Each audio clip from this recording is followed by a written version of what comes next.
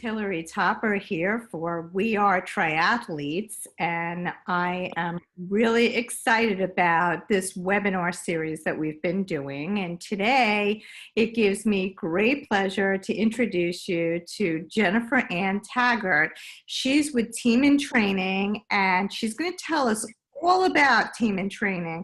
I'll be honest with you, Jen, when I saw Team in Training, I had done like a bunch of half marathons and then the marathon, and I saw you guys out there on the course, and I had absolutely no idea what you guys did. I just saw a lot of purple and a lot of cheering. So, so I guess let's start by, why don't you just tell us a little bit about yourself and how you actually got involved with LLS Team in Training. Okay, so thank you so much for having me. First of all, we're excited to be here.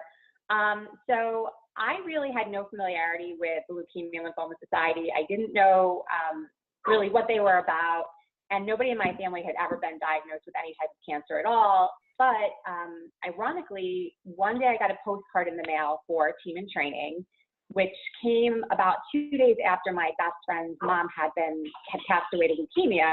And I thought, I don't know if this is a sign, but I've always wanted to do a half marathon. Maybe this is the incentive I need to really keep me honest and to do it.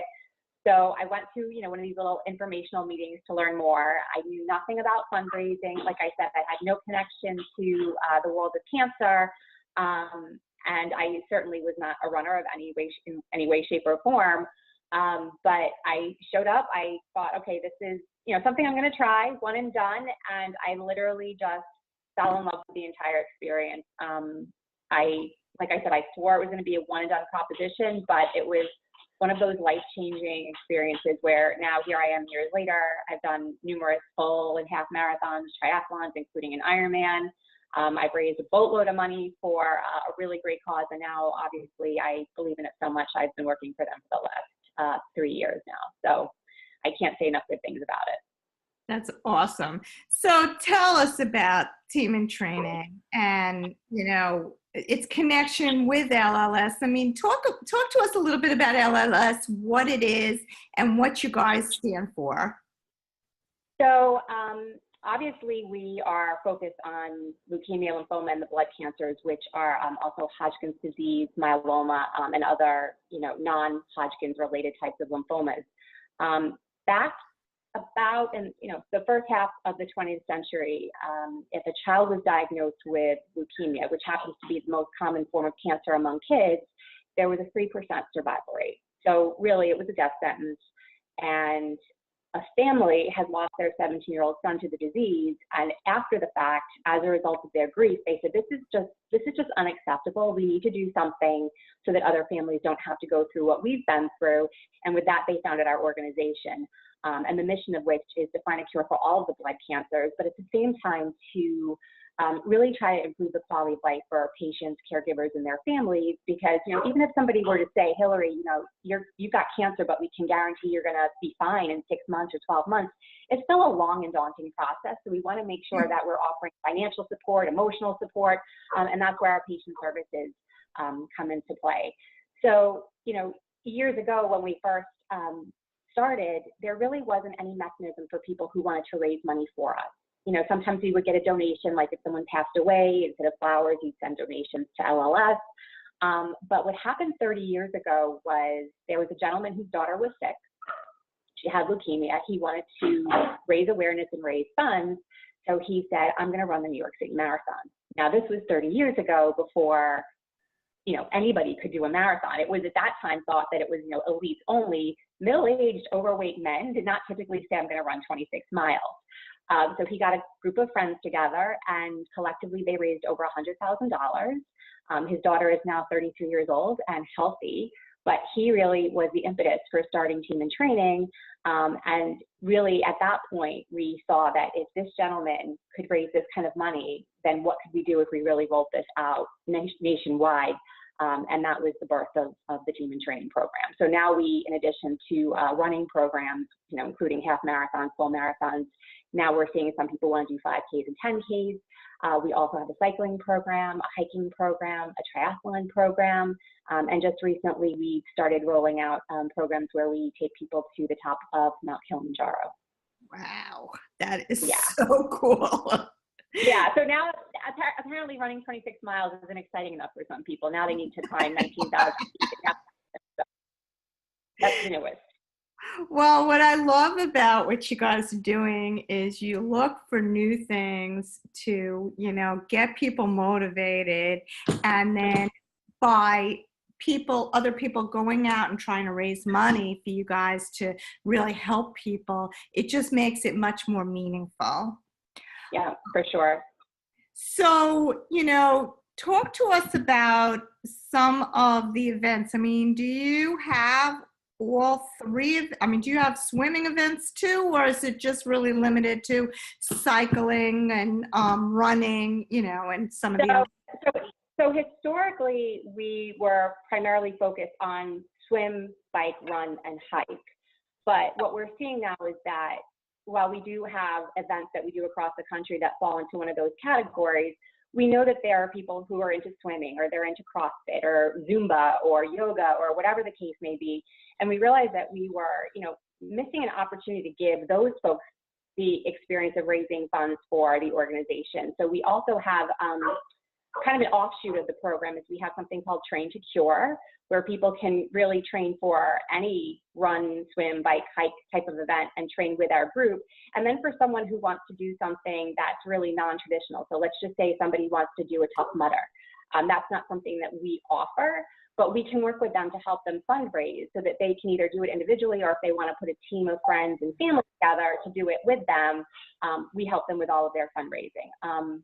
One of the things that we did this past, I guess it was right around the summertime, we had a gentleman who wanted to break the American record for the most miles ever run on a treadmill in 2 days. So he approached me and he said, Jen, I want to do this thing. I want to be on a treadmill for 48 hours. The record right now in the United States is 160 miles. I want to break that record, and I want to do it for LLS. Now, clearly, there's not like a group of people who want to do this alongside of him, so he was on his own. But what we did was we helped him find a venue. We put together a team to help him with marketing, outreach, promotion, that sort of thing. He ended up raising over $15,000. He did, in fact, break the record. He ran, I want to say, 167 miles and change. And really, he just had so many people come out to support him that it was just a really great opportunity for Team in Training as a program. The camaraderie was huge that weekend. So really, anything where someone's going to break a sweat, we can find a way to make that into some type of fundraising opportunity. That's so awesome. So talk to us about the impact that Team in Training has made for LLS and for cancer research. Sure. So over the last 30 years, we've raised over $1 billion. Right now, annually, we do about $35 to $40 million a year across the country. And what we do is, Team in Training is one of a few different fundraising campaigns that LLS has, but collectively, all of the funds that are raised, whether it's through Team in Training or one of our other fundraising campaigns, it all gets pooled into one central location at our headquarters.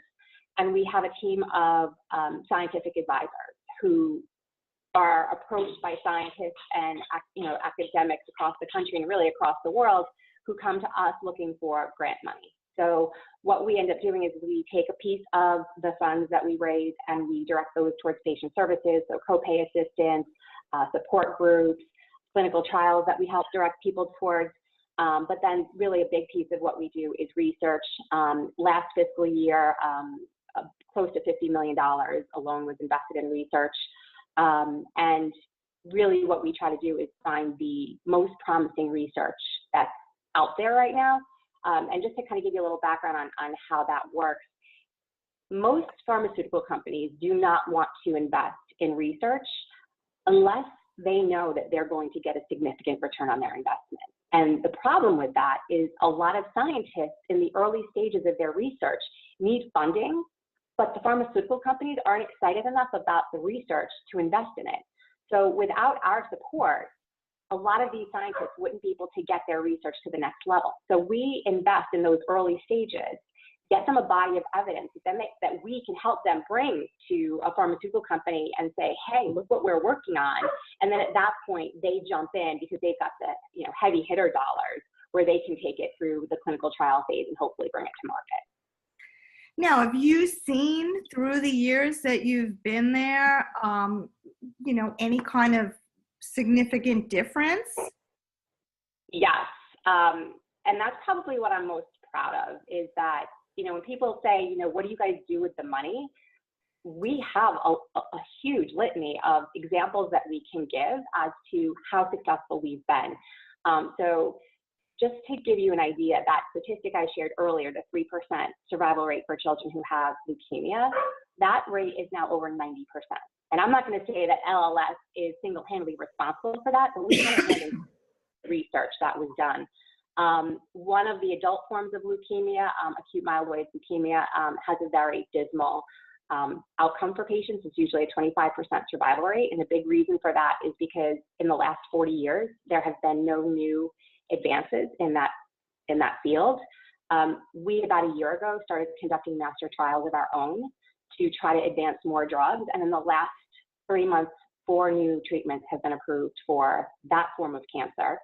And really what's probably the most exciting topic that we've been talking about is immunotherapy. Have you ever heard of immunotherapy? So, most people, when they think about cancer treatments, the first thing that they think about is chemotherapy and then radiation. The problem with chemotherapy, though, is that it goes after every single cell in your body. It doesn't discriminate between good or bad. So scientists for a long time have been saying, how can we harness a patient's immune system and teach it to go after cancer cells and cancer cells alone? So LLS for the last 20 years has been working with a doctor by the name of Carl June, who's at the Children's Hospital of Pennsylvania, to work on this immunotherapy. And it sounds like something out of a science fiction novel, but effectively what Dr. June has done is taken the HIV virus, because it replicates very quickly. He's genetically modified it so that it's no longer harmful to the patient. And then he withdraws white blood cells from the sick patient, infects those with the genetically modified HIV virus, re-injects it into the patient, and now those white blood cells have been modified so that they know to go after cancer. And I have a video I could forward with you if you want to send it out to your viewers down the road, just to kind of give some more context to just how amazing this is. But it's been showing an 80% survival rate for people who otherwise really had no options left to them. And on August 31st of this year, the FDA approved the first ever immunotherapy drug as a result of this research. And it's just, and Hillary, I got to tell you, it's incredible what it's going to do for leukemia patients, but it's got broad-based opportunity across all forms of cancer. Like now that this has, the ground has been broken, and now there's just going to be offshoots in every direction. So it's really going to be beneficial across the board for cancer patients. Awesome. It's interesting, Jen, because I think that a lot of people feel like, they give to these charities, and then it's not, the money doesn't go to the research or to, just goes to administration. I mean, you hear a lot about it. And it seems like LLS doesn't do that. And when you raise for team and training, it doesn't do that. It goes directly to, where you need it to go. The other, thing that I was thinking about was, there are so many of these charities out there, and there are so many of these, ways to fundraise. Like, what sets you guys apart? I mean, besides from all the stuff that you've already told me, which is pretty powerful, anything else? So in terms of the program itself, so I've worked with a number of people who've done team and training, and now, pretty much you could go to a lot of different charitable organizations, and they have similar types of programs, whether it's, Susan Komen or multiple myeloma research. Like, a lot of these different foundations have their own training programs. So I had lunch a couple of weeks ago with a woman, happens to be a nurse, and we were chatting about it. And I said, tell me honestly, like, what's your feedback on, what your experience has been with others? And she said, well, there's a couple of things. She goes, the first thing I've noticed is that when I did fundraising for other organizations as part of their training program, all I received was a training program. They gave me a piece of paper or they sent me something digitally for me to follow so that I could train by myself to be prepared for my event. She goes, team and training was so much different than that because I was given a coach who worked with me one-on-one to answer any questions I might have had. There's a whole team of coaches, so if your coach for one reason or another isn't available, you've got others that you can go to. And we have a community of other team and training participants, both in our local market. I'm on Long Island, but we have chapters across the country and Canada. And people on Long Island get to know participants who are doing the same event across the country via a Facebook group. So they have that camaraderie where they can share what's working, what's not working. Hey, I had a great practice. I didn't have a great practice. Hey, I got, my knee hurts. And then we also have local practices weekly so that, when you're getting ready to do, that 50-mile bike ride, or you're getting ready to go do that 20-mile run before your event, you're not doing it by yourself. The coaches have routes set up for you. They've got hydration stops figured out so that all of the guesswork is taken out of it, and all you really need to do is show up with your workout gear. The other piece of it that I've heard from past participants has been really what sets us apart is the fundraising support that we offer. The way that we see it is we want this to be a turnkey program. Like I said, when I first started, I had no connection to cancer whatsoever. So for me to go and ask for money for an organization where, it's not like I had a child who was sick. Had I had that situation, it would have been easier for me to go ask. And that was one of my big hangups was how do I go and start fundraising? Like I see that there's value in this, but when I start reaching out to people and say, I'm fundraising, I need you to support me, how do I address that answer of, well, I don't have someone who's sick in my family? They gave me all of the tools. They gave me names and pictures and stories of people in our community who were unwell that gave me permission to use their story. They had all of the different fundraising resources available to me. I was given somebody to work with on staff that any questions I had at any point along the way, they were available to answer those questions for me. So we make it such that any person, really any person can roll off their sofa, call us and say, hey, I want to run a half marathon. And in 4 months, we can get them across the finish line, any age, shape, size, athletic background, and whatever their fundraising background is. The fundraising to me is the most important piece, but it's also the easiest piece. Interesting. So tell us how people can get involved. So I would say the first way to get involved is really to, reach out to someone at LLS and let them know that you're interested. In this setting here, there's just so many things I could tell in terms of research successes to inspire someone. There's so much I could tell in terms of upcoming events that we have, and I can always provide you with a list of specific events that we are doing across the country if you want to forward that out to your viewers and listeners.